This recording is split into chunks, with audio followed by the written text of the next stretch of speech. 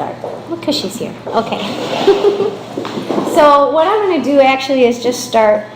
I know there's a lot of information out there on chakras, and I knew something about chakras, like, I don't know, maybe 10 years ago. I knew they existed, didn't really know what they really were or how they worked. So I'm just going to teach you tonight what my interpretation is of the chakras, not based on what I've read in a book. Some of the things I've read in a book, but pretty much the way I use my chakras and the way I connect using my chakras, I've never read it anywhere, so I wouldn't know where to refer you to it. So you may hear things tonight that are my interpretation that might not go along with something that you've read. So the information that I'm sharing is just based on the journey that I've had with my own spirit.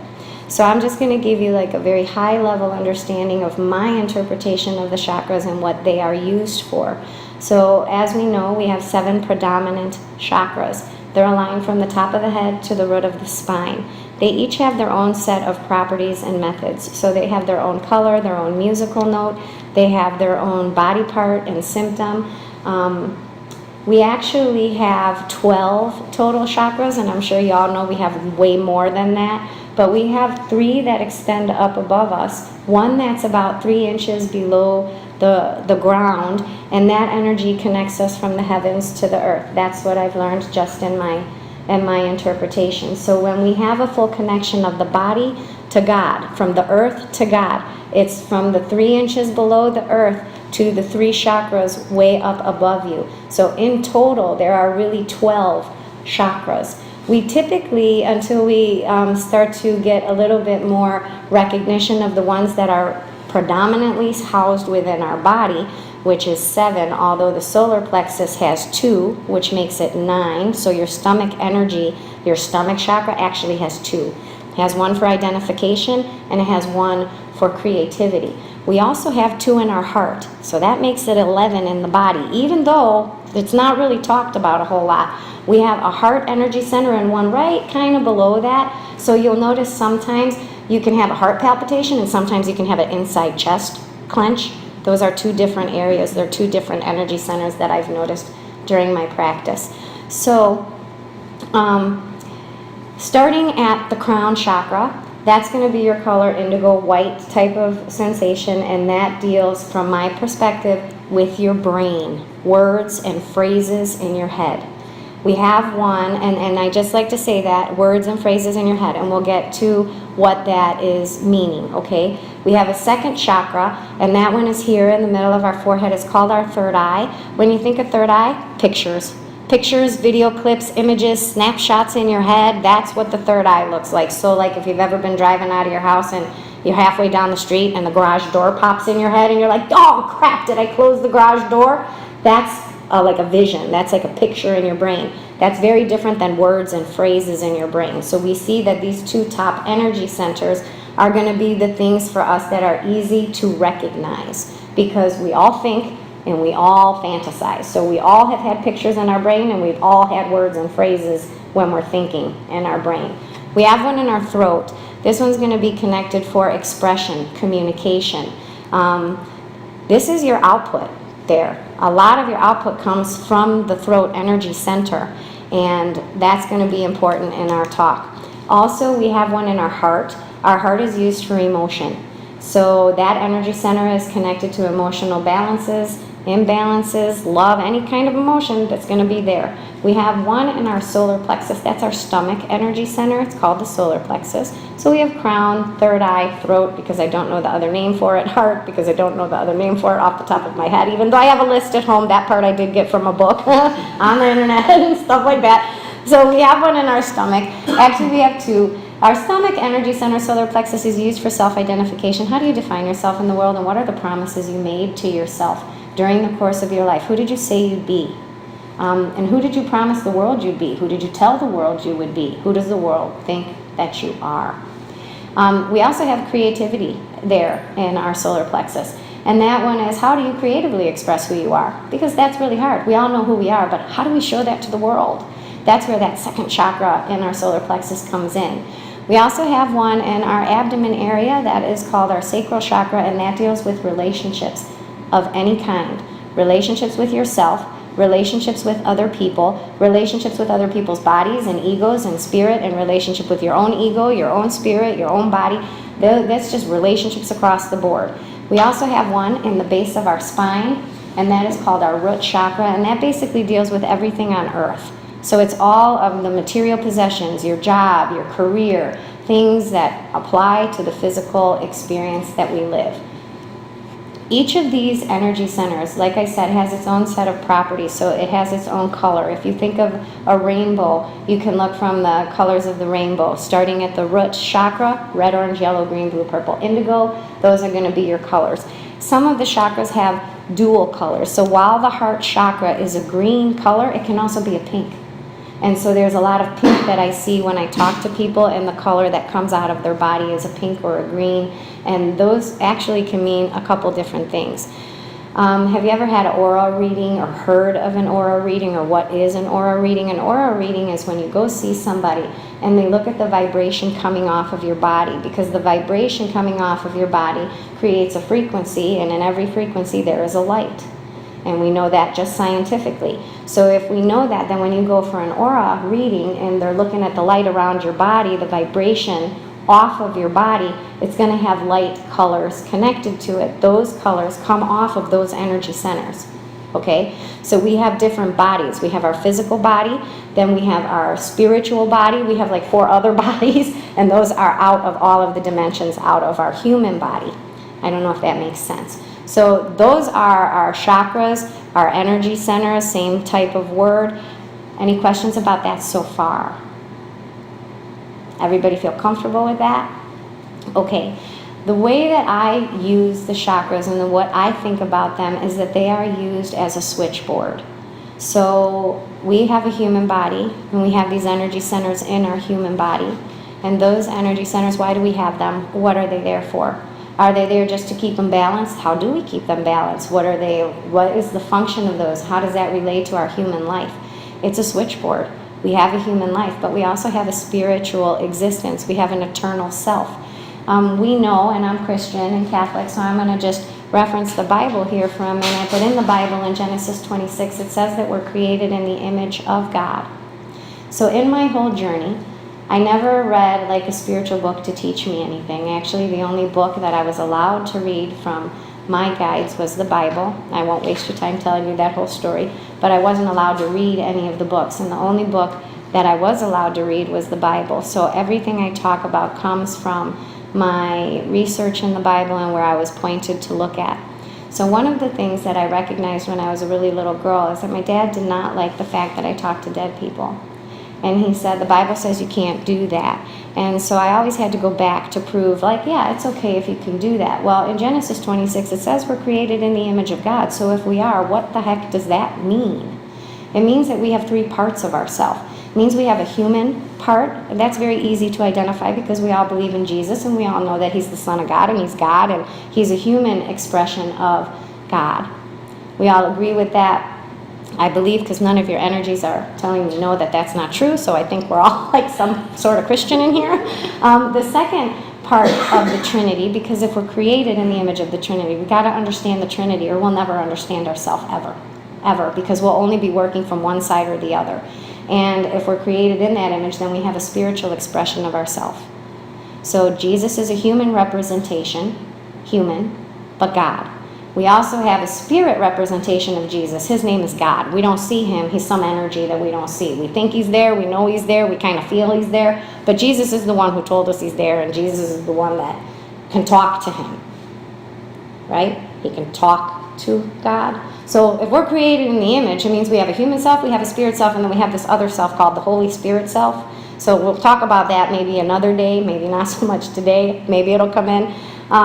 So if we know that, and we say, well, if we're created in that image, let's check out these 2 guys. Let's check out God. Let's check out Jesus. Let's see what they do. Let's see how they communicate or how they talk. Because apparently, they're 2 separate things, but apparently, they're the same thing at the same time. So there's this story in the Bible where Jesus decides, I don't really want to get crucified, so I think I'm not going to get crucified. But before I decide not to go do that, I'm going to go up on this mountain, Mount Olivet, and I'm going to talk to God. And I'm going to figure out if I really have to go down and get crucified. So he goes up on a mountain to talk to God, who's a separate part of him. but who's him. And they're going to talk. So apparently he can talk to his spirit self on a mountain. So Jesus went up to talk to himself on a mountain and said, hey, myself, I don't want to go get crucified. Okay, that's okay. But then his self said, so sad, you got to go get crucified. And Jesus is like, okay, really? So now what you're telling me in the Bible is that there is a God, there is a Jesus, they're the same thing, but they can talk to each other as independent things, and they can disagree with each other, and one might have one opinion and the other one might have another opinion, and how the heck did he know that? And how did God tell him that? And how did Jesus understand that? So that really confused me, because I don't know how that happened. And if I'm that way, I can talk to some other part of myself, and that other part of myself might have a different opinion than I have, and I might disagree with that opinion, but then I'm supposed to listen to that opinion, even if it means crucifixion? I got a couple questions now after I read this story. A, how did they talk to each other? I want to know that, because if I got to go get down and get crucified, I want to know where I got that information. So now we see that there's two things that can talk to each other, because they're really one thing. All we see is one thing. But that one thing, Jesus, that's human, is talking to some other thing that's also part of Jesus, but you can't see it. And they can disagree. And Jesus listened to God. That also caused me some concern. So right now, I know that they are two separate things, but one thing, and they can talk to each other, have a communication, and disagree with each other. And then we have Jesus who listens to him. I'm thinking, well, I don't know if I would listen to that part of me if it told me to go down and do this horrible thing like get crucified. So that made me question, hold on, let me go back and look again. Well, again, it says that Jesus and God are equal. Equally God. Equally important. Exactly the same. Which means God is not more important than Jesus. And Jesus is not more important than God. So there's no hierarchy. But if there's no hierarchy, why did Jesus listen? Because that shows that he listens and obeys. But if they're friends, they talk to each other, they have conversations, they disagree with each other, and Jesus helps out God and says, sure, I'll go do this. Well, when does God help Jesus then? Because if Jesus is going to do what God wants him to do, then God better do what Jesus wants him to do. Because if there's no hierarchy and they're equally God and they're equally important and equally on this earth, relevant. That's who we are. So in the Bible, there's another story. It's about some guy named Jesus who went to a wedding at Cana with his mother Mary, and there were jugs of water. You ever hear the story? The wedding at Cana? So there's jugs of water. Jesus is at this wedding with his mother. Before anybody knew he was the Son of God, he was just some guy, which shows us that our humanity, we're just some guy. That's all he was. He was just some guy at a wedding who wanted a drink. That's kind of a human request, yeah? Not really something God's too, not real important. But Jesus thinks it's important, so he goes and his mom says, hey, go talk to the God thing, that you do. We are at a wedding. We would like a little bit of wine. So Jesus does. And then all of a sudden, out of these jugs of water come this exquisite wine. Well, now God listens to Jesus. That's a totally human request. Now we see a friendship.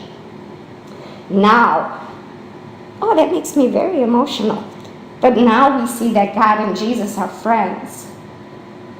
So if they're friends and we're created in that image, shouldn't you be your own friend? That's really what today is about. How did God and Jesus talk to each other? Because that's exactly who you are.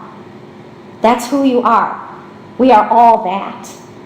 So if that's what you are, A, how do you find that part of yourself? B, how do you talk to it? C, how do you have a conversation with it?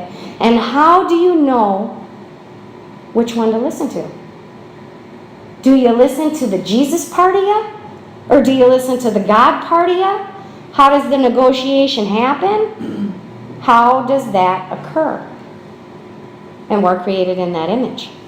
So let's just my grandma's here. She's like, nomás préstale un poquito de atención al Espíritu Santo, which means, why don't you just give a little attention to the Holy Spirit? So I'm going to do that because my grandma said, and I'm changing my language here while I'm talking to you.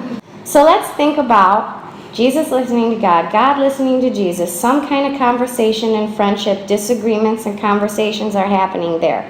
So we see duality. What do we see when Jesus and God get along?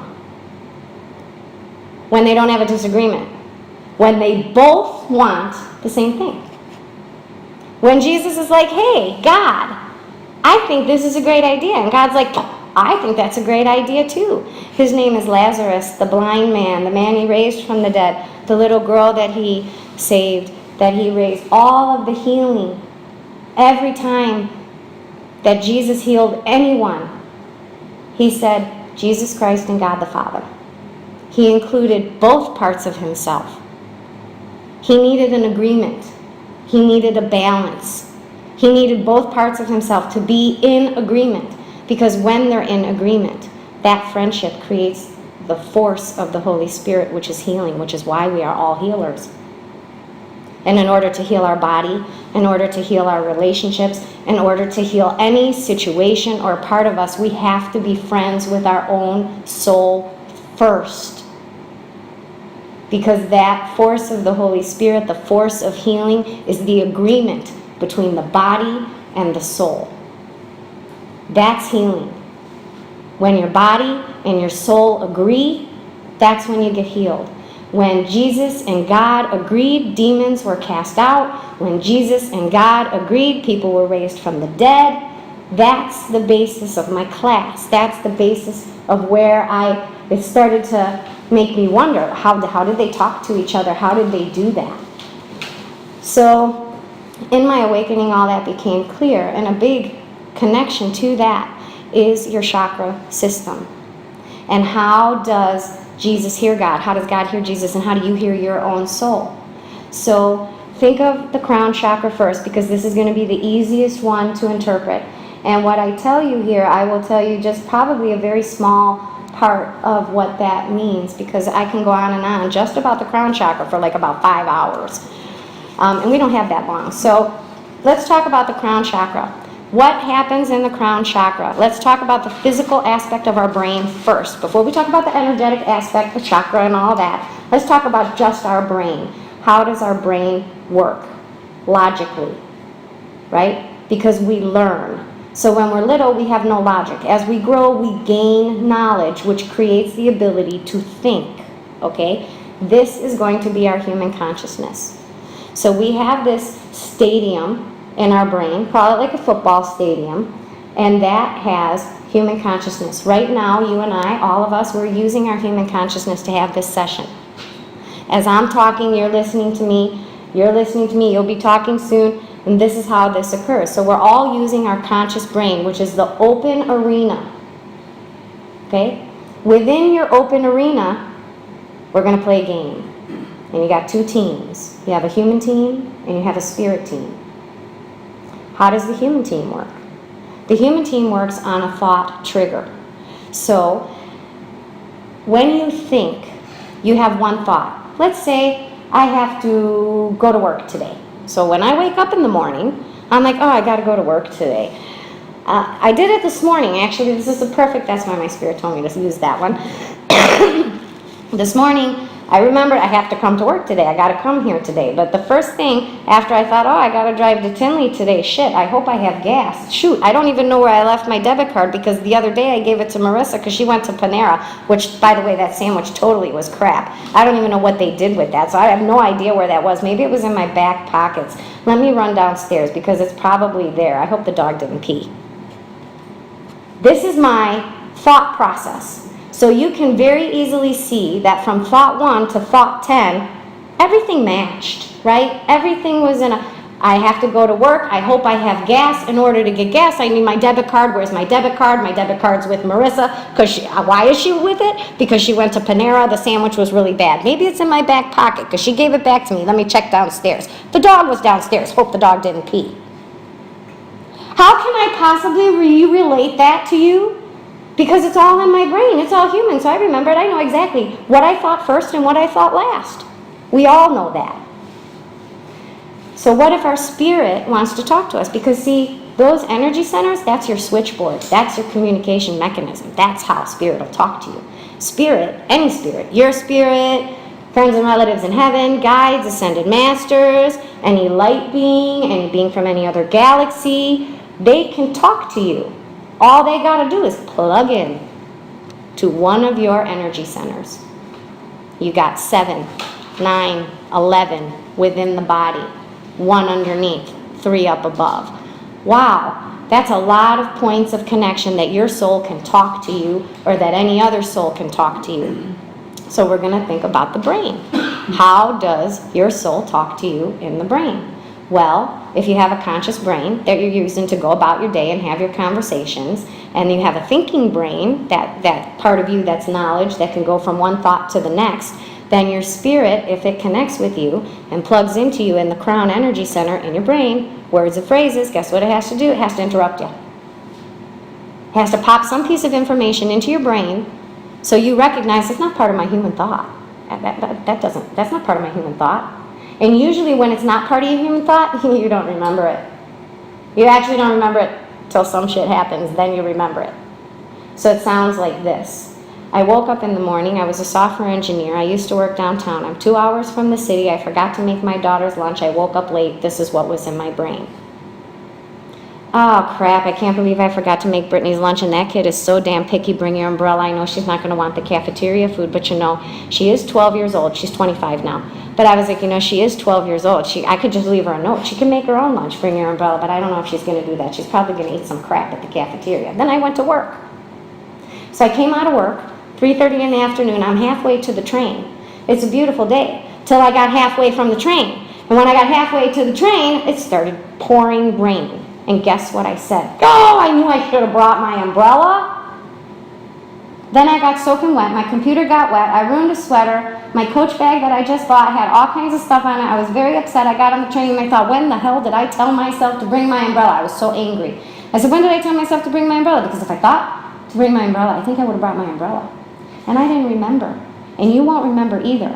And that's usually where everybody stops. They say, oh, I wish I would have listened to myself, and that's the end of it. And they say, next time I'm going to listen to myself, but they never do. And then the next time they say, oh, I wish I would have listened to myself. I knew it. I felt it. I observed this, okay? So I had to go back, and this is what you're going to have to do. You're going to have to go back in retrospect, and if you find yourself saying, I knew that was going to happen, stop right there. How did you know? When did you know? What were you doing? What else were you thinking about? Logically discern it. Go back. Think about it. Because I was sitting on that train, and I'm like, well, I couldn't have thought about the umbrella on the train because I don't have access to it. It's not in my car, so I didn't think about the umbrella when I was in the car. I must have thought about it this morning. What the heck was I thinking about this morning? Oh, yeah, that's something with Brittany's lunch. Oh, I vaguely remember something about an umbrella. Because if you find the day you forgot the sweater, the day you left your wallet, the day you told yourself to grab the phone on the way out, but then you forgot to grab the phone, all of those things, go back and figure out when did you tell yourself to do it, because now you're going to awaken your brain to an additional type of thought process, which is going to be your spiritual thought process. Think about the times that you've been laying on the couch watching TV. You're totally engrossed in your TV show. You're like, this happened to me when I was watching Lost. I was like lost.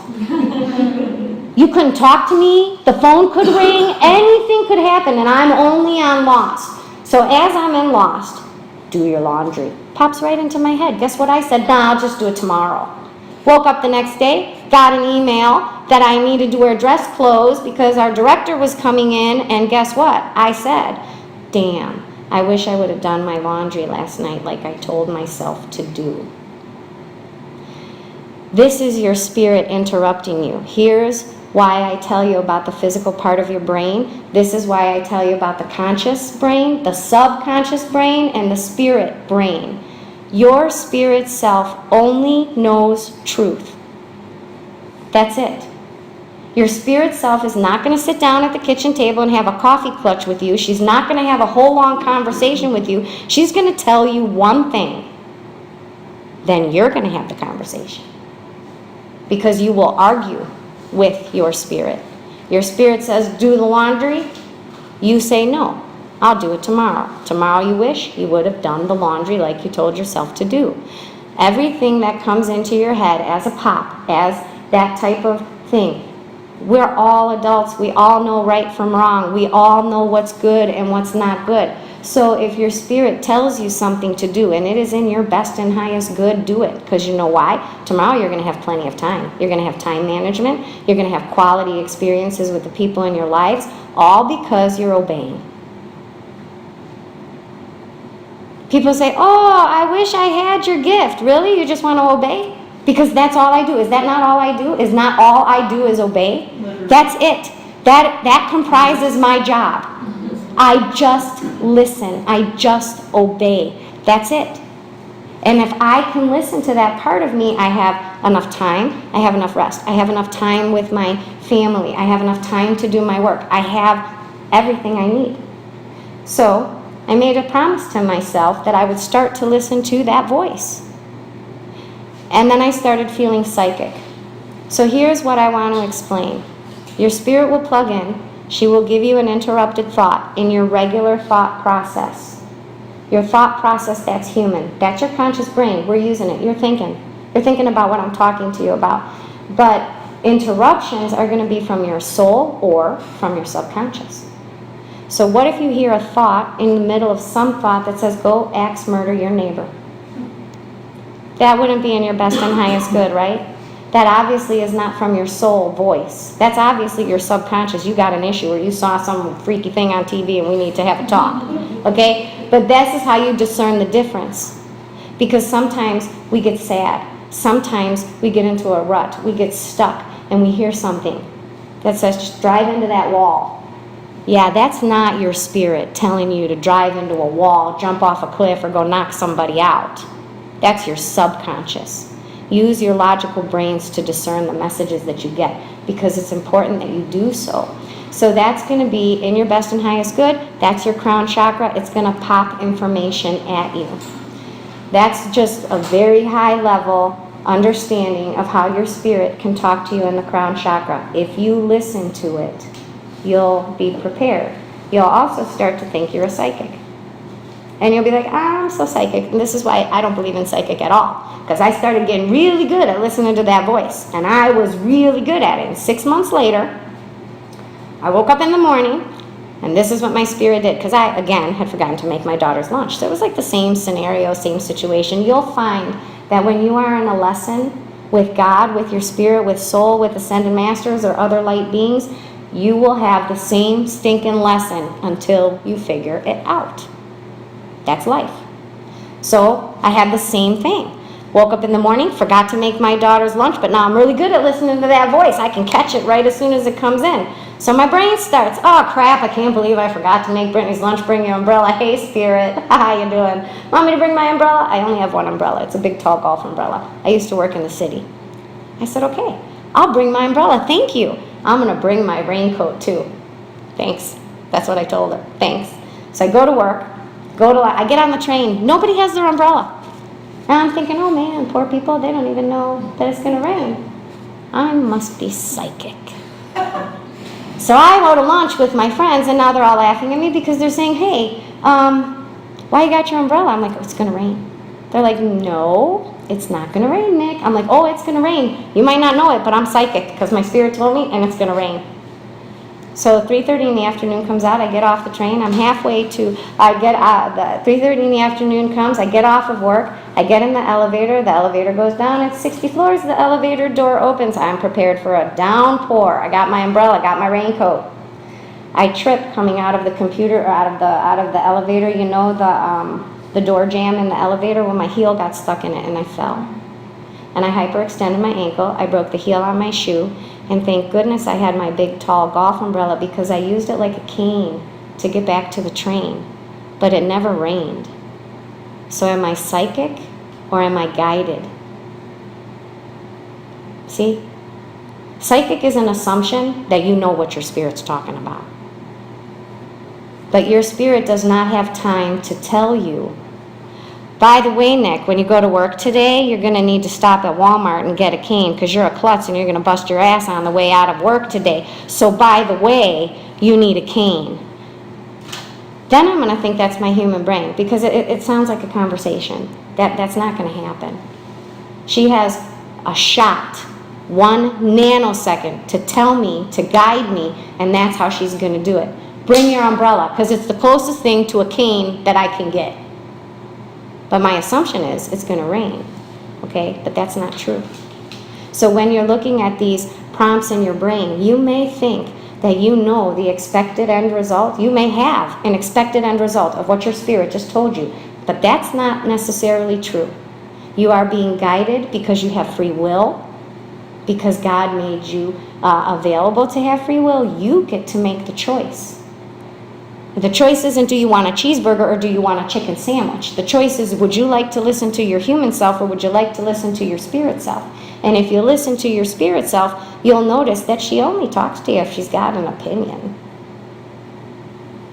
Because if she doesn't have an opinion, or he doesn't have an opinion, I'm not going to talk to you. It's when you need your soul to guide you. If you're doing okay, if you're following the things you're supposed to, that's all good. So that's the crown chakra energy of how your spirit can talk to you in the brain. Now what I told you is just about a thought interruption. So we can go really deep in here, but I know that we got 6 other chakras to cover high level, but we can do a special one on the crown and the third eye and the throat at another time. But I just want to tell you what that would involve. What I told you is just a thought that pops into your head and interrupts your regular brain. When you're deciding between which team is going to win, the human team or the spirit team, that sometimes happens in a split second. So my husband and I were having a talk, and we're using our conscious brains to have the conversation. And then somewhere in that conversation that I'm using my conscious brain and he's using his conscious brain, he says something, and it's mean. It's really mean. And the second he says it, fuck that, go to Starbucks, get a cup of coffee. Do you ever notice that men treat you like this? That your father was a real jerk and then your first husband was a jerk? Remember that guy you dated in high school? Like, aren't you sick of this stuff? Aren't you going to say anything? How come you always put up with this? I had a conscious conversation with my husband who said something mean. When he said it, something popped into my brain that said, screw it, go get a cup of coffee at Starbucks, just go. And then this other part of my brain triggered and reminded me about how mean my dad was and how mean that boy in high school was and how mean this person was and how mean that husband or that boyfriend was. And what do you think happened? I had a 2-hour argument with my husband. Which team won? Which team? The human team or the spirit team? The human team won. Because the human team has a lot of knowledge. The human team has a lot of conversation, a lot of examples, a lot of reasons why you should not view yourself as connected to another person. Your brain is going to tell you why you're separate, why you should not deal with that. That's your brain. But that piece that said, just go to Starbucks, have a cup of coffee. Had I done that, he would have calmed down, I would have calmed down, I'd have come back. About an hour later, he probably would have said, I'm sorry. And I'd have been like, yeah, that's fine, whatever. But instead, I listened to that rapid fire, subconscious thought. So do we see the difference between the conscious brain, the spirit brain, and the human brain, and how they can interact inside your head, and how that can control you? This is where stuff starts happening wrong, because we don't know what we're listening to, we don't know. So when we talk about the crown chakra, what I've described to you as far as the communication between your soul and your body, allowing your soul to kind of plug into that switchboard part as your crown chakra with a thought. If we ever connect again and we go deeper into that, we're going to be talking about the placement of those thoughts. Because as you become an observer to other thoughts coming in your brain, you're going to notice something. So here's what I want to ask you. Can everybody just take 1 second, and I want you to tell me to think of something that happened to you pretty profound in the last 5 years. Everybody got their memory of 5 years ago? Now go back in that memory and tell me, where did you look inside of your brain to find that memory?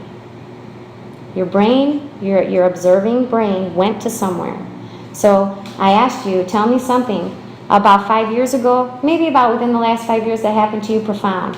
Some of you looked straight forward and down. Some of you looked up and to the right. Some of you looked down and to the left. Why did you look? Why did you move your head? Where did your brain go? where did your focus inside your brain go? Did you notice it? Now that I'm saying it, did you notice it?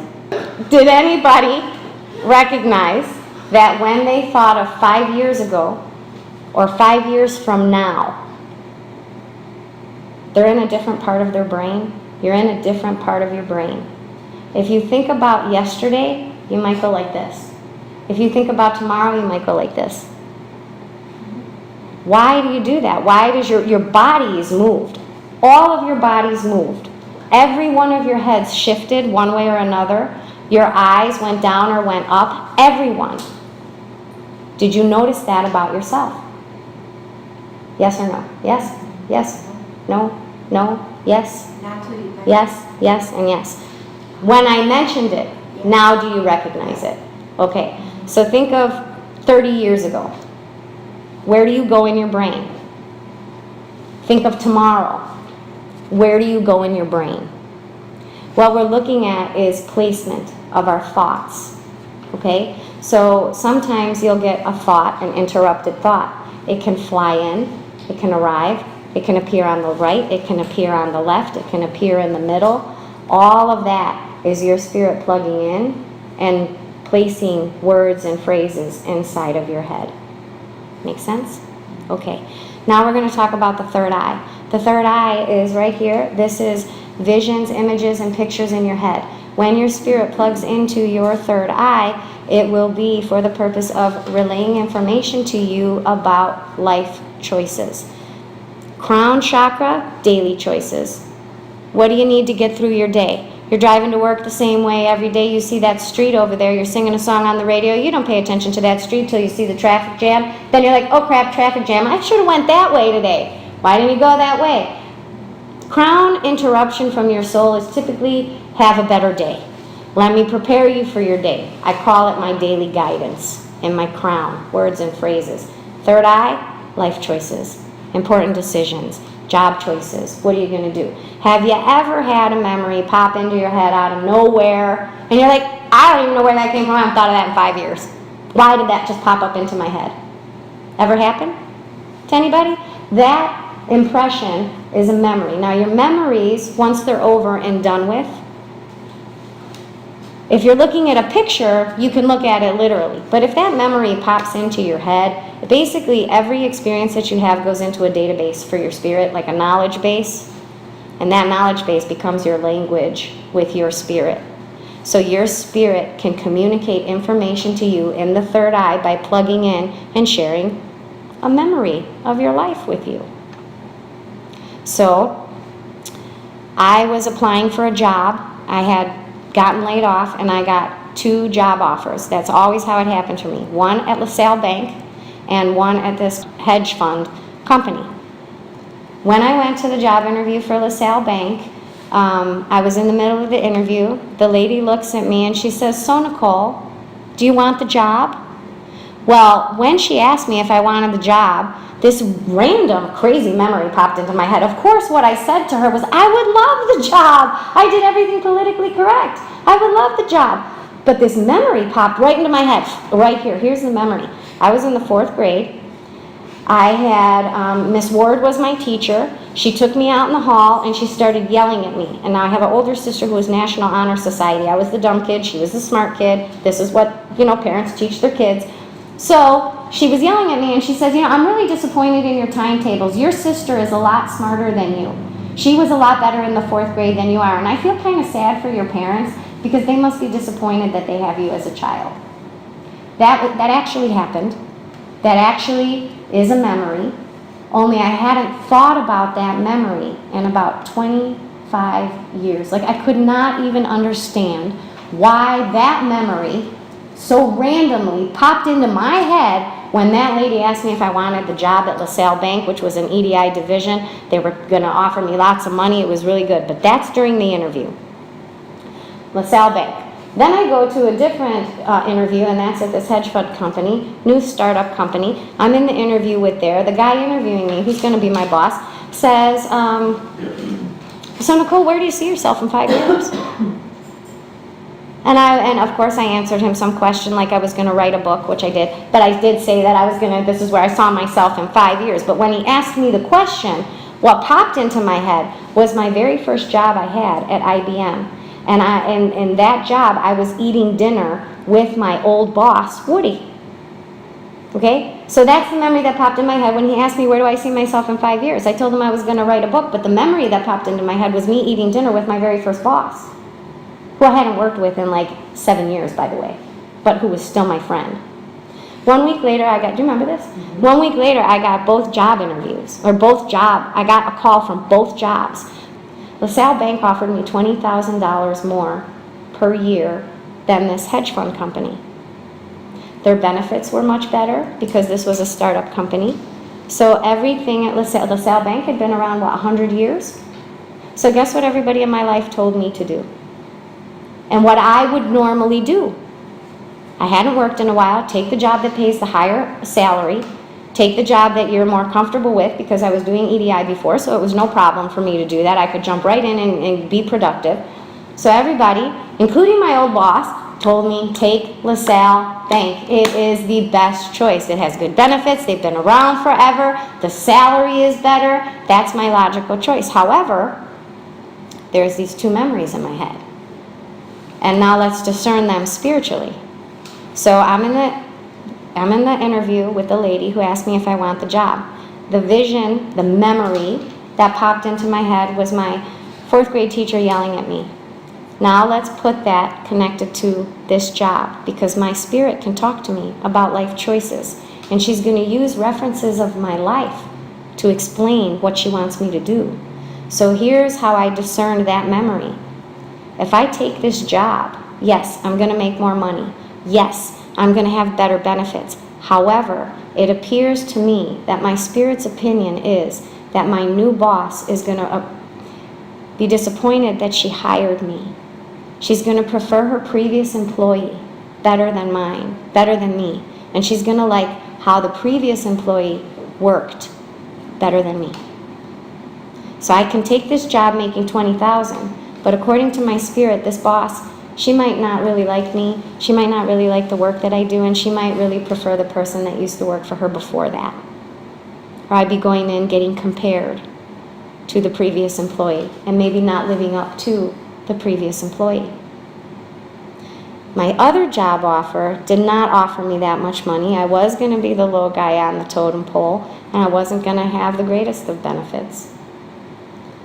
But the memory that my spirit put in my brain said, no matter what happens with this job, you're going to have long-lasting friendships. You're going to be happy, you're going to laugh. The people that you work with, they're going to become important to you. They're going to become your friends. You want to make there's my choice, right?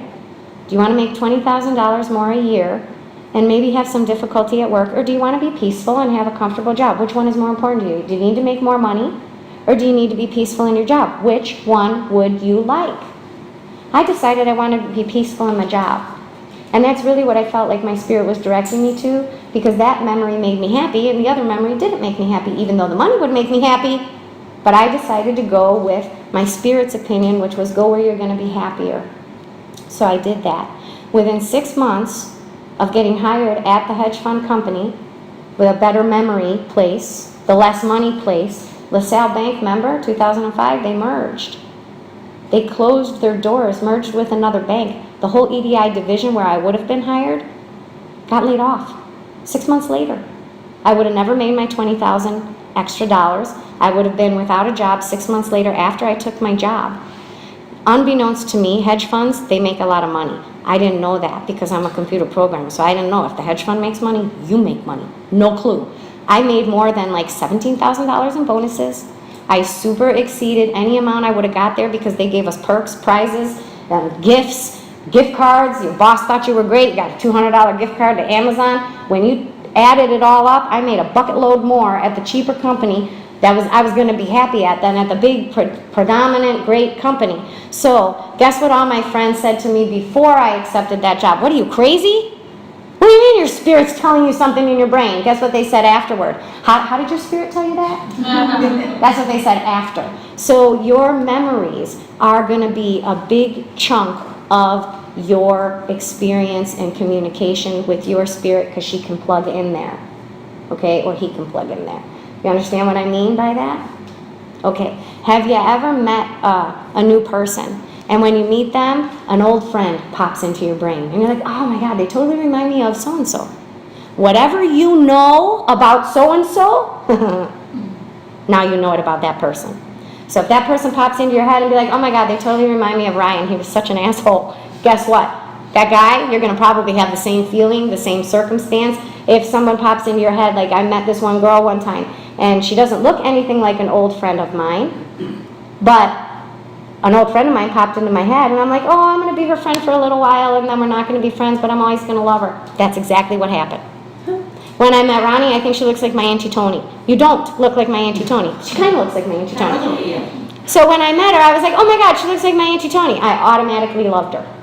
Because my spirit said, this is like your Auntie Tony, you can love her, and it's okay to love her.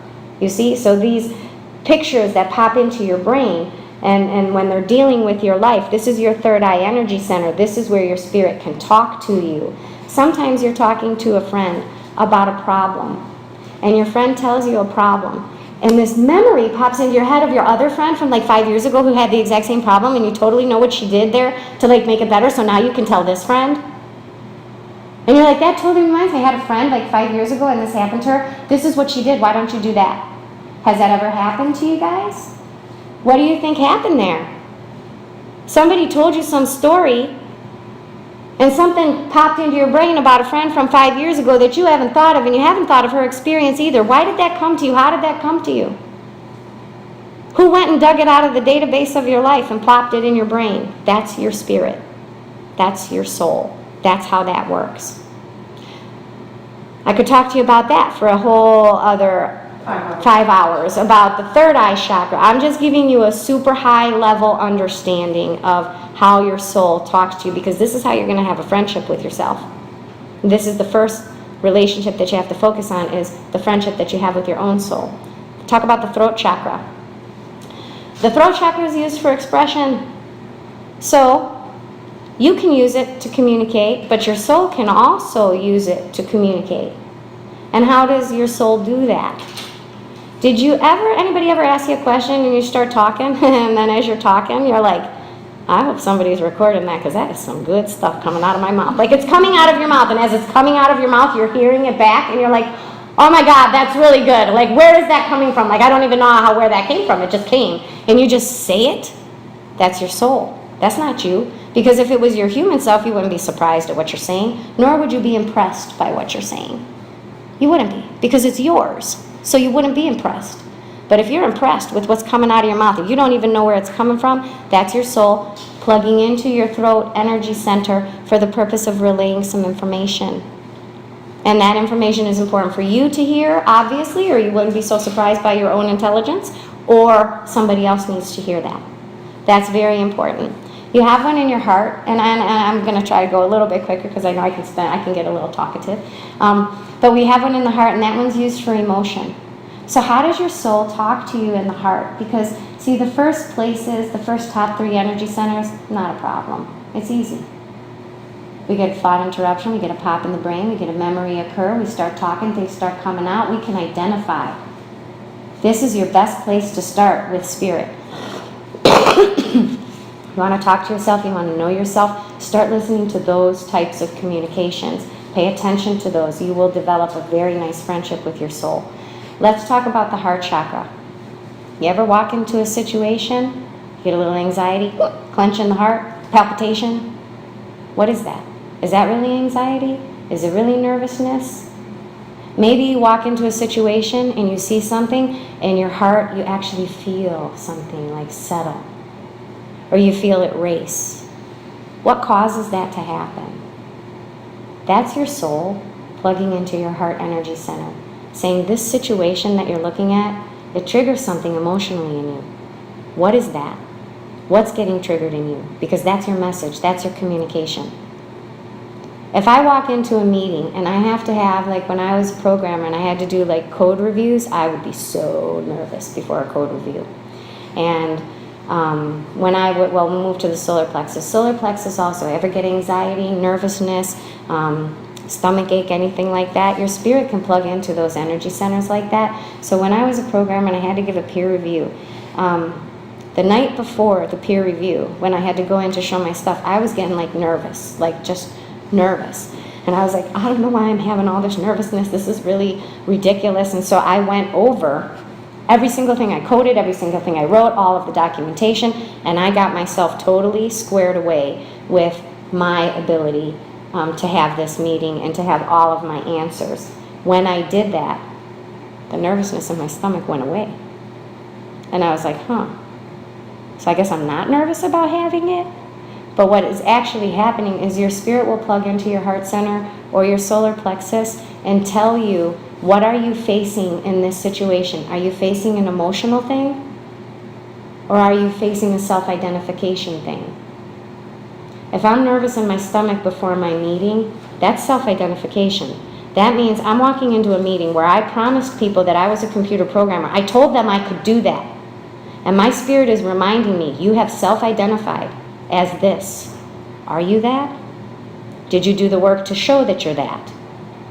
That's not anxiety. That's not nervousness. That's a communication, a plug-in to your solar plexus. But people think it's nervous. People think it's anxious. People don't know what that is. And it feels horrible.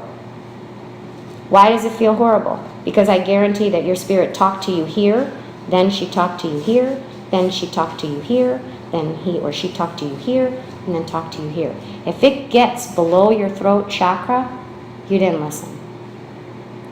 You didn't listen. That's where your anxiety comes from, which is not really anxiety. Now, can you have anxiety? Yes. Can you have clinical and medical anxiety triggered by symptoms or sicknesses or medications? Yes. Can you have clinical schizophrenia where you're hearing voices in your brain? Yes. That's not what we're talking about today.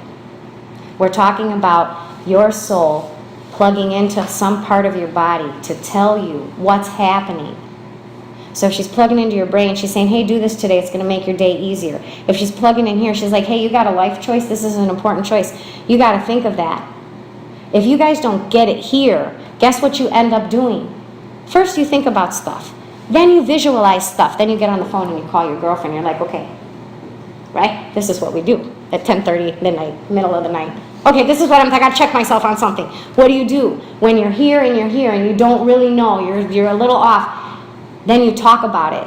And if it still doesn't happen, if it still doesn't feel right, then it's in your heart. So think of how things enter you.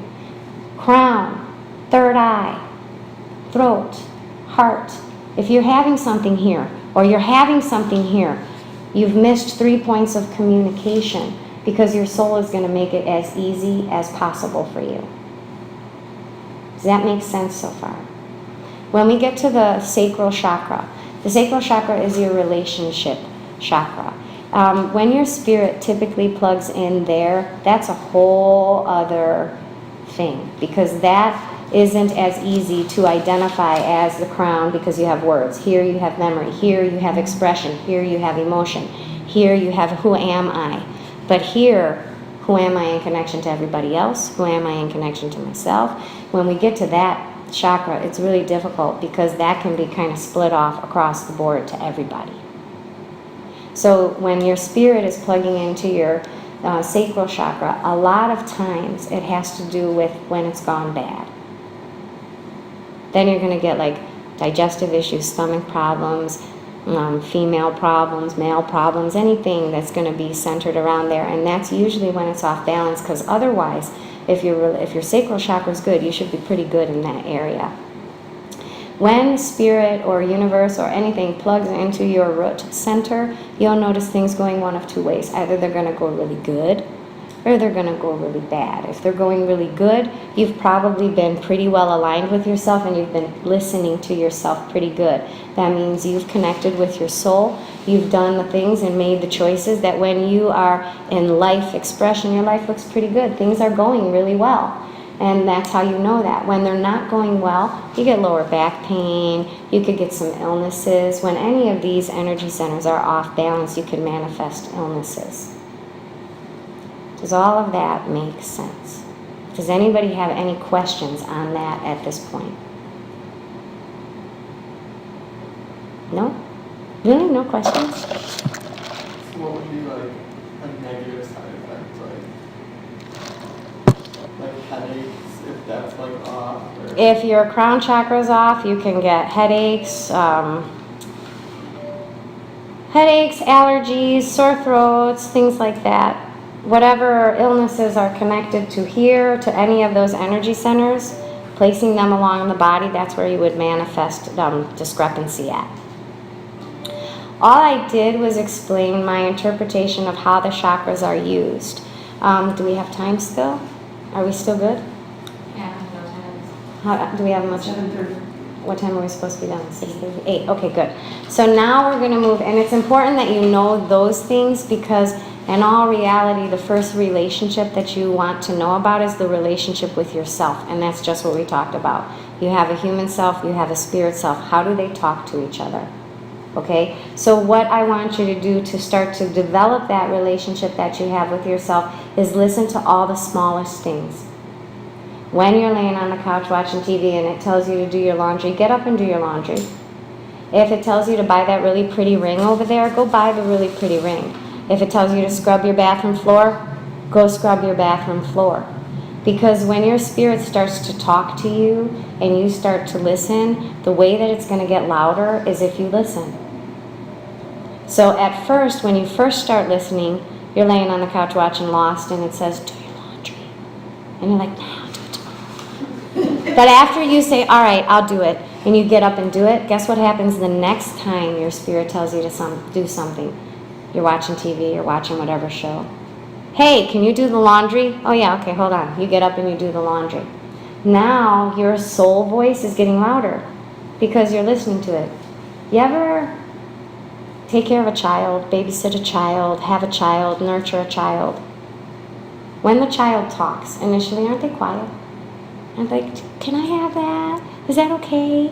Is it okay? And you're like, yeah, sure, it's fine, sure, come on over here. And then after about 20 minutes, they're like, hey, so the other day I was over by the... You ever notice that when you give a child confidence for speech, they talk? And like when you hear their quiet voice, they respond? That's what your soul is right now. Your soul is just a child. Not because it's a child, but because you forgot to listen to it. Because it doesn't have a voice. Because it's so quiet that you have to give it a voice. Give it some confidence. Let that God part of you, the God part of you, let the God part of you tell you what to do. And if you do it, initially it sounds really, really soft. But the more and more you do it, the more and more you listen, the louder and louder it gets. And then when something really big happens, that's not the laundry, not putting gas in the car, not buying the ring, but it's like, do we pull the plug on mom? That's huge. Do we move from this house to the next? Do we take that medication? Do we stay in this marriage? Do we break up with this person?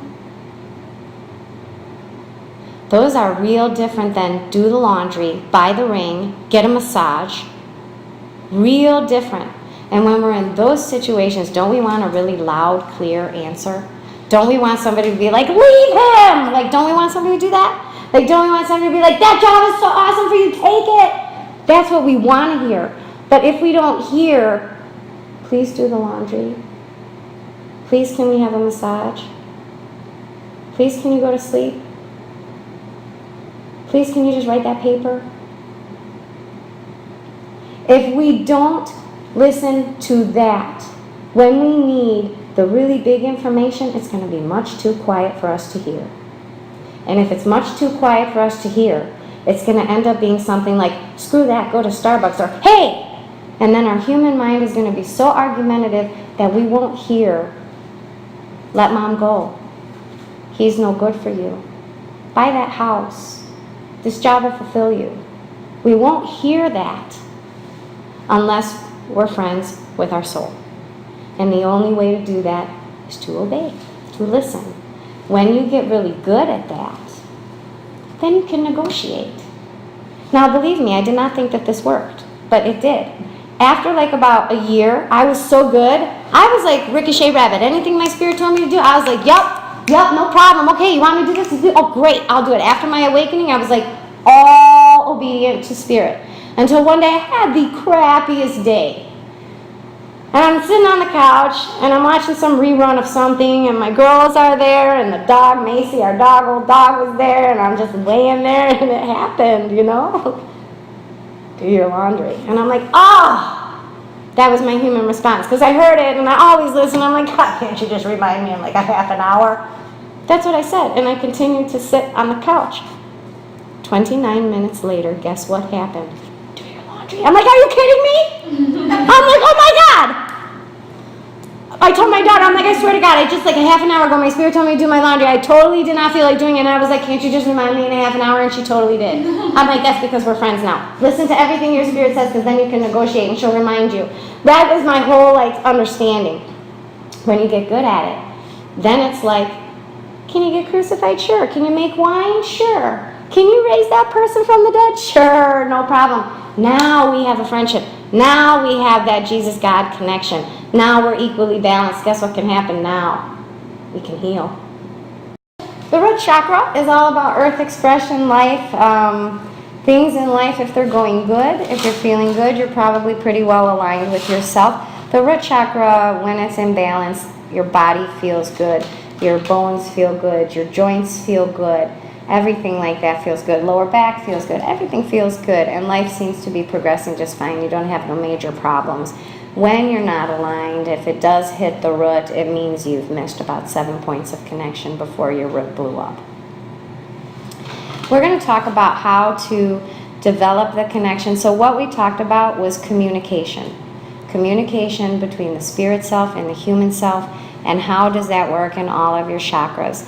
You will see that your relationship with your spirit, if you focus on this, this, and this, you don't have to worry about this, and this, okay? Your lower chakras, you will start to recognize they're going to be very individual to you.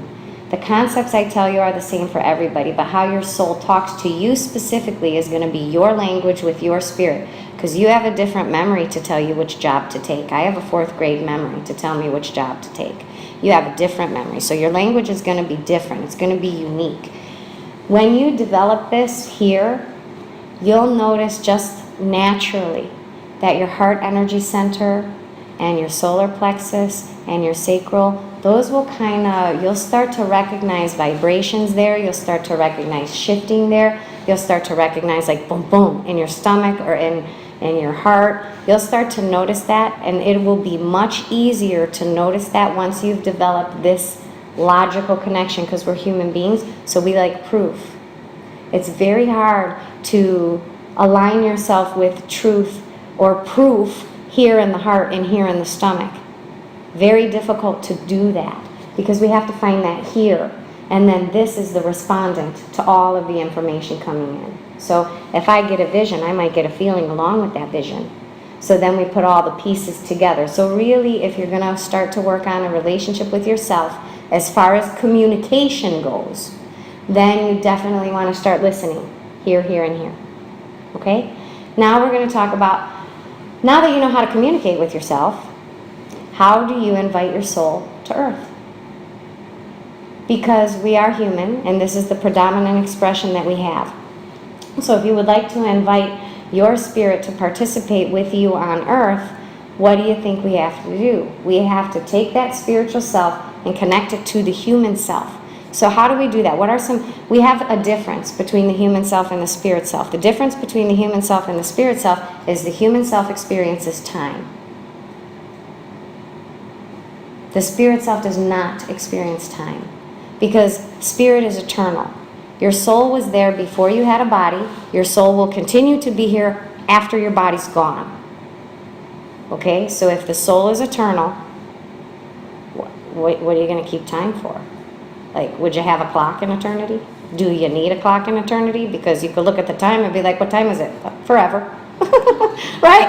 I mean, here we got to be like, well, it's 2. I got 15 minutes left. How am I going to cover this in 15 minutes? Okay? But in eternity, you wouldn't have a clock. You don't need a clock. No time. So let's say that you and your spirit, you're feeling a little disconnected from yourself, or you don't even know if you're connected to yourself. As a matter of fact, how do you do that? How do you tell your spirit, hey, I want to spend some time with you, which involves no time? I want to spend time with you, which involves no time, because if you are going to invite your soul to earth, time is not a factor. So, here's how it works, and I'll give you this example. Ever go to lunch or dinner with a friend, sorta, that you kind of agreed to go to lunch or dinner with, so you said you would go, and you go, and it's 7 o'clock when you meet, and when you're there, you're eating dinner, you're having your conversation, you notice that you don't have any napkins, and you would like another Diet Coke, and like, where's the waitress, and like, the food isn't good, and like, what time is it? I'm ready to go. And you look at the clock and only like 40 minutes have passed. And you're like, oh my God, I feel like I've been here for 3 freaking hours. You're worried about your back is starting to hurt. You're not experiencing a moment or an experience that is of truth. Truth moments don't contain time. Non-truth, that contains time. So, now we know the difference, okay? Now think of the friend that you haven't seen in a while, but you're totally so excited to go see. You go to dinner, you meet at 7 o'clock, you're totally having a conversation. All of a sudden, the waitress starts putting up the stools on the bar, and you're like, 3 hours? What the hell have we been talking about for 3 hours? Did you ever notice that? Time is gone. Why is time gone? Because you're one. You're in this experience that you don't even measure time. You don't even know time is flying by, and 3 hours have passed. You just lived a truthful experience with full participation from the body and the soul. And when the soul participates fully in a balanced expression, you don't have time. This is where the body heals. Why do you think people get put in induced comas? No time. They wake up a month later and like, wow, didn't know that. What happens when you go to sleep? You lose time. So you can dream when you're sleeping because there's no time. You don't recognize time when you're asleep. And there are moments in your life where you don't recognize time. So let's say your soul says, I need time with you that has no time. What is your soul going to do to have time with you that is no time? So here's how that looks. I used to work 45 minutes from home. Some of you have heard this story before. And I remember this about my morning. I started my car, it was November. I started my car, put my stuff in the car, let the car heat up. I remember all of this. Got in the car, backed out of my driveway. I remember this.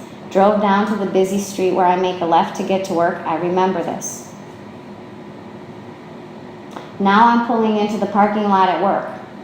And I realize I'm at the parking lot at work, and I'm like, oh my God, where did 45 minutes go to? I hope I didn't run a stop sign or a stoplight. I have no recollection. I lost 45 minutes on my commute to work. Although I remember everything up to Randall Road, I remember pulling into the parking lot, but once I got to the parking lot, I was like, oh my God, I'm back. Did you ever notice that? Did you ever lose time like that? That's when your soul, because it's not your choice, by the way.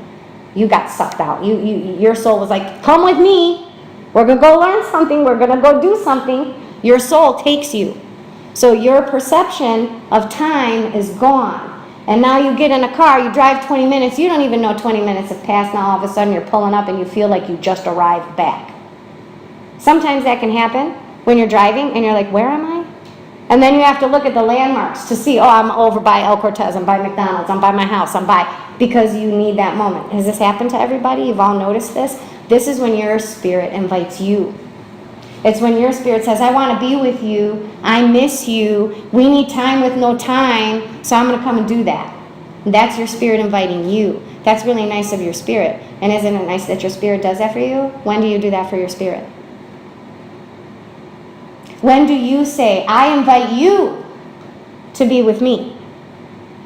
Because she pulled me out to spend time with me on my 45-minute drive to work. When do I invite her?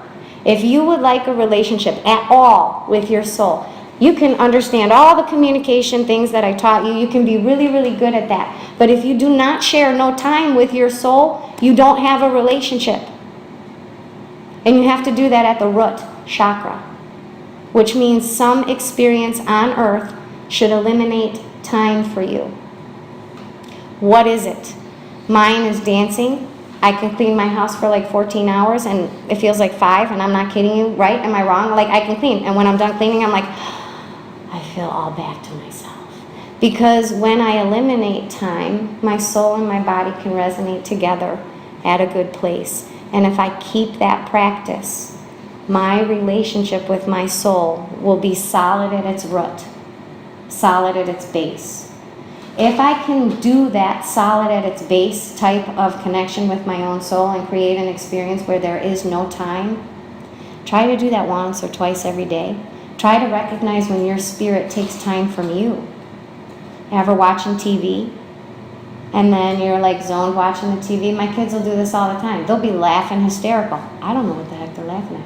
I'm like, what's so funny? And they're like, Mom, the commercial? I'm like, I missed the commercial.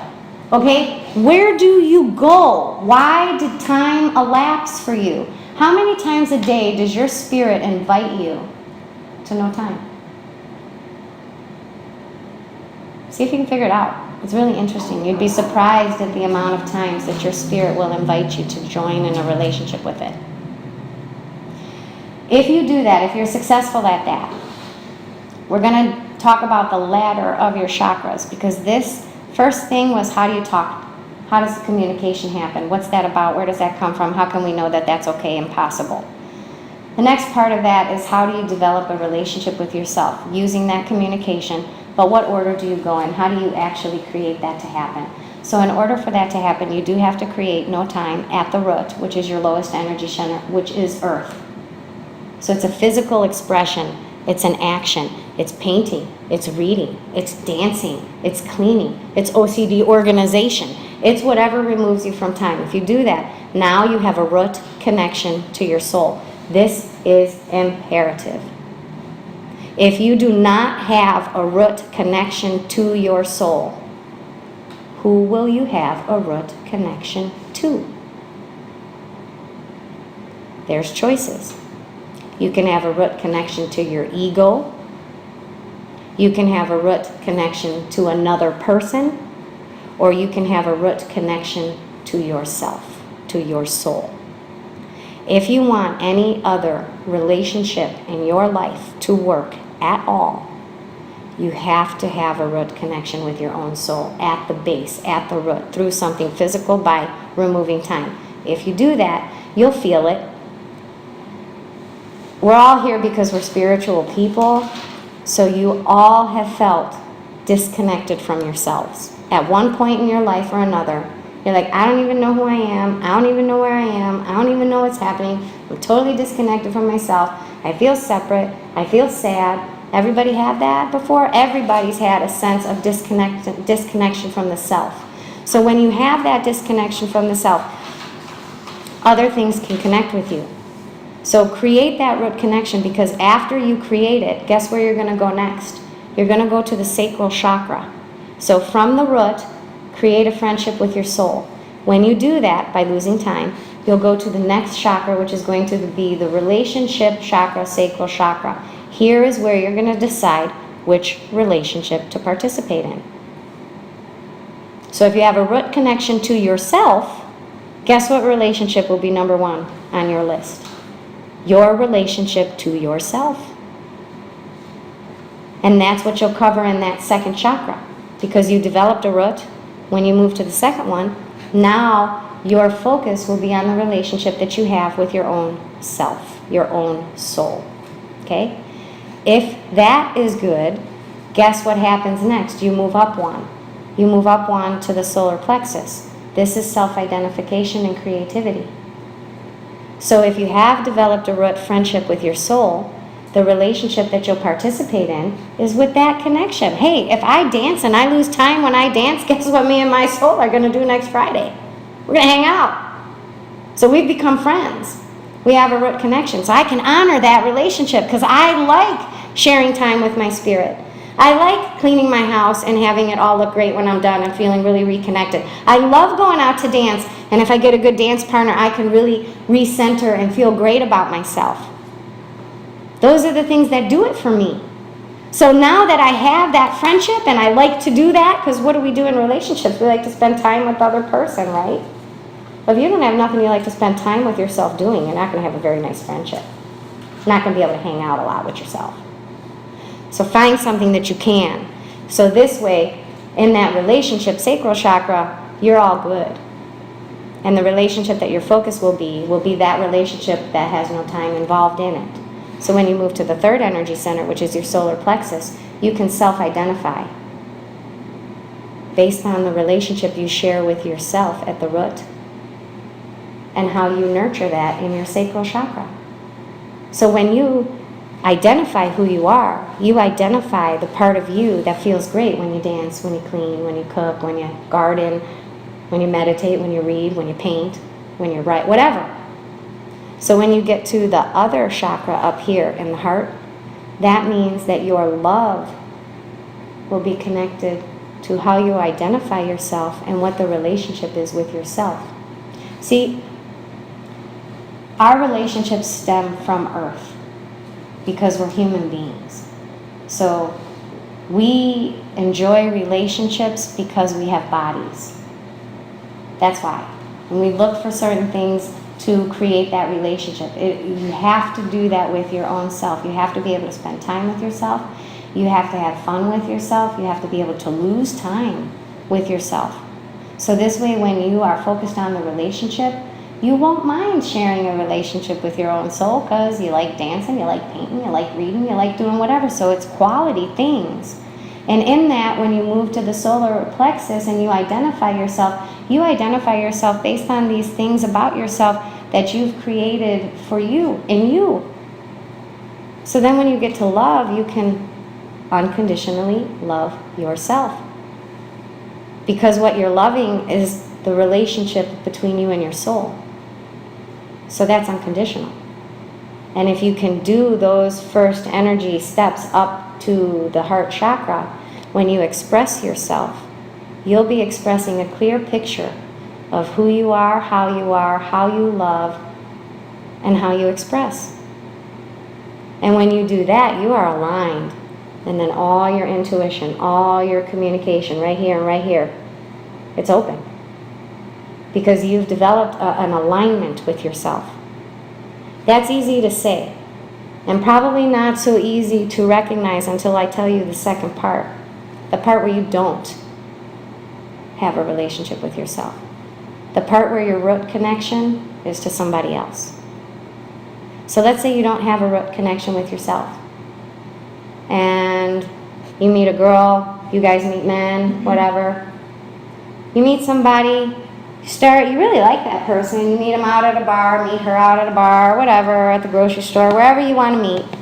And right away, you're like talking, you're like doing something, you don't have a root connection with yourself. So he says, or she says, why don't we go out to dinner? Why don't we go dancing? Why don't we take a walk? And you're like, yeah, sure, okay.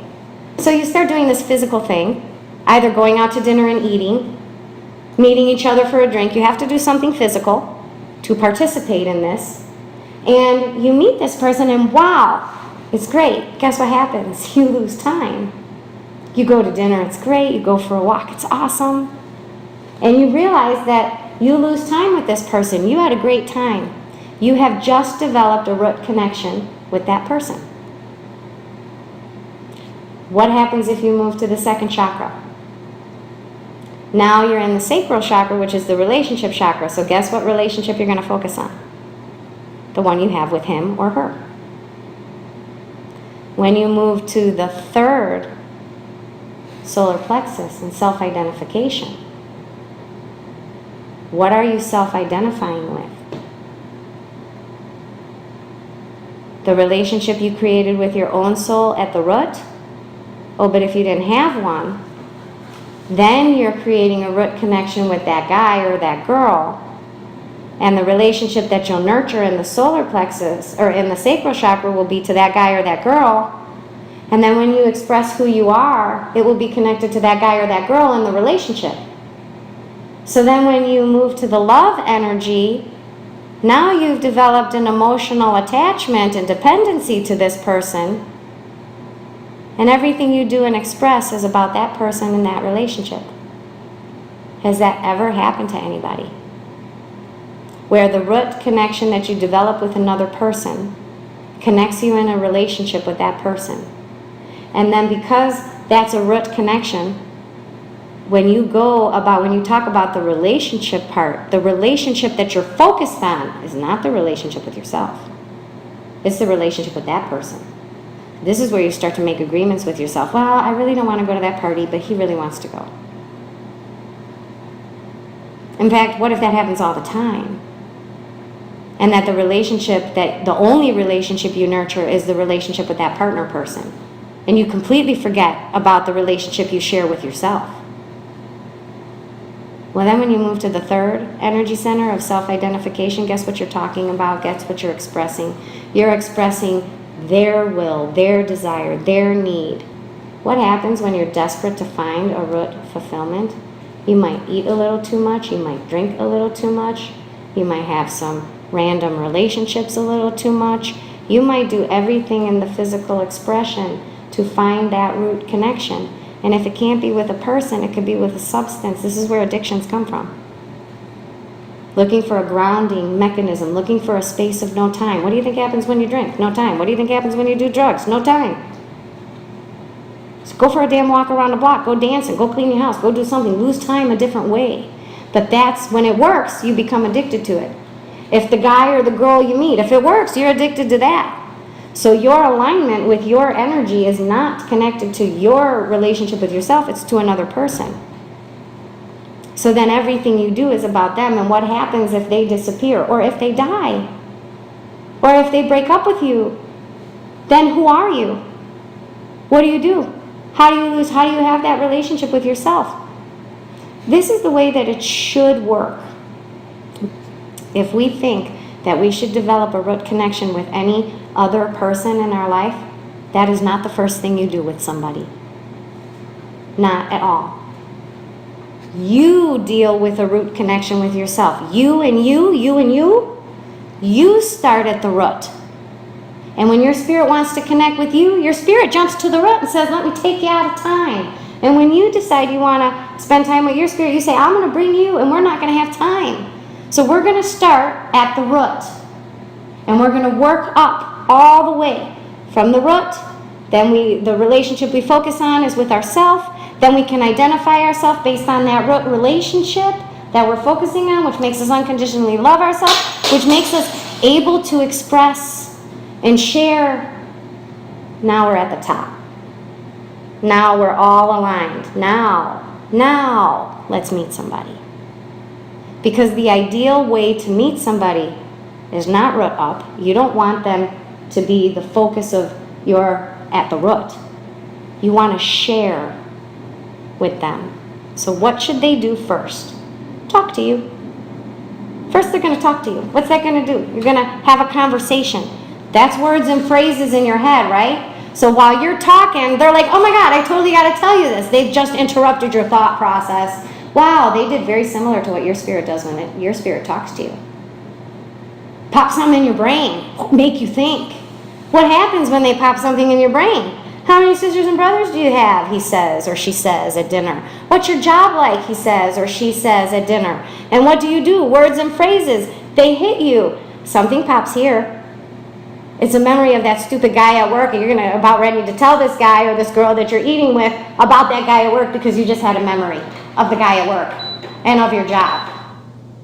What happened there? Oh, words and phrases which converted themselves into a picture in your mind or a memory or a vision or something. And what happens then? Then you start talking about it, right? With the person that you're with. You haven't developed a root connection with them. You shouldn't develop a root connection with them. That's not the first place you start. You start with the words in the brain. What does it trigger? Does it trigger thought? Does it trigger memory? It should. It should make you have ideas. It should make you have memories and visions and fantasies. And if that's successful, now you can talk to this person. Now you're talking. Wow, that person came in through the crown, created some memory or some fantasy or some expression. Now you can talk about it. Now you're at dinner, it's like 2 hours, you're like, I think I kind of like this guy. He's going, I think she's kind of cute. You're feeling something here. Isn't that perfect? And after you do that a few times, I think I want him to be my boyfriend, or I think I want him to be my girlfriend. You feel something in your solar plexus. You're like, I can totally hang out with this person. I can totally self-identify with him. Because when we were talking, we shared a lot of words, which created memories and visions and topics of conversation where we talked, which made us laugh and happy or cry because they drew something out of us. And because those 3 energy centers, which are closely connected to God, now we're in our heart, we like them, now we can date them. Now we're dating them for a little while, they're residing in our solar plexus. Don't forget to keep a root connection with yourself. Now we're in our solar plexus, what happens next? Once we self-identify with this person, what happens next? Sacral chakra. Let's have sex. What happens then? Let's get married. Let's have a root connection. Let's move in. See the process of connecting? Works the same with your girlfriends. Same way. You meet a new person, you start talking, it's words and phrases. You start telling each other stories of your life, you start expressing it. You find you have so much in common, it totally makes you laugh. Now you have an emotional connection to them. Now you want to talk to them next Friday night and find out what they're doing because you're self-identifying with that relationship and that connection. Now you can focus on it. But the only reason you can put focus there is because you are perfectly aligned with yourself from the root up. Who am I on earth? Who is my soul on earth? Who are we? We're all good. Now that we're all good, who are you? How can you and me share? How can we have a relationship together? And that's top down. Your soul and you, root up. Everybody else, crown down. That makes sense? I think I should probably end because I know I've gone a little bit over and I really seriously could keep talking about this whole process nonstop and keep going and going. Does anybody have any questions for me? So what we talked about today really is the relationship that you share with your own soul and how to obtain it by beginning a no-time root connection and traveling all the way up, becoming perfectly aligned with yourself, and then inviting others into the complete expression of you, the full alignment of you. You don't want them to have pieces. Because then if they have pieces, all you'll have is pieces too. But if you're fully aligned with yourself, you can be fully aligned with them, and that's beautiful. The Blessed Mother is probably the only reason I know what I'm talking about right now. The reason is because when I was struggling with a lot of my experiences spiritually, I did a rosary novena for 54 days, and all of the answers kind of came into me, but it took me a long time to translate them. So if you're asking me how the Mother Mary fits into all of this, she's the catalyst for me. You know, it's interesting, you asked me the question, and I pray about it, like I ask about it, and the vision I get back, this is a strange vision, and I don't know how to discern it right at this moment, but the vision I get back is from the movie, is it Passion of the Christ, or is that the name of it? You know, where Mother Mary is standing over Jesus and he's like getting crucified, or he's on the cross and she's like by his feet and she's like washing his feet and like there with him, being his support. That's the vision that I get back. So if I had to discern it or say what could I possibly think that that would mean based on a prompting question from you, it would mean that for me, that the Mother Mary is the person that will help you recognize your humanity and recognize your spirit, and she will fully love both parts of you because she's the Mother of God. So I think that's the part of us, that's that nurture part, that she's the one that recognized all of it, both sides, and loved both sides fully. All of his disciples loved him while he was cool till he started getting crucified. Then we're like, well, we kind of don't know you, you know. But hers was fully unconditional. Humanly, unconditional. Spiritually, unconditional. She never hid, she never ran. totally unconditional. If I'm supposed to bring her up, and that's the vision I get, the best way I could translate that is approach everything in your life from an unconditional perspective of love. And if you can do that, you will fully embrace the entirety and completeness of you and all of it. Thank you so much, everybody, for coming. I enjoyed our time together, and I hope to see you guys again. Yeah.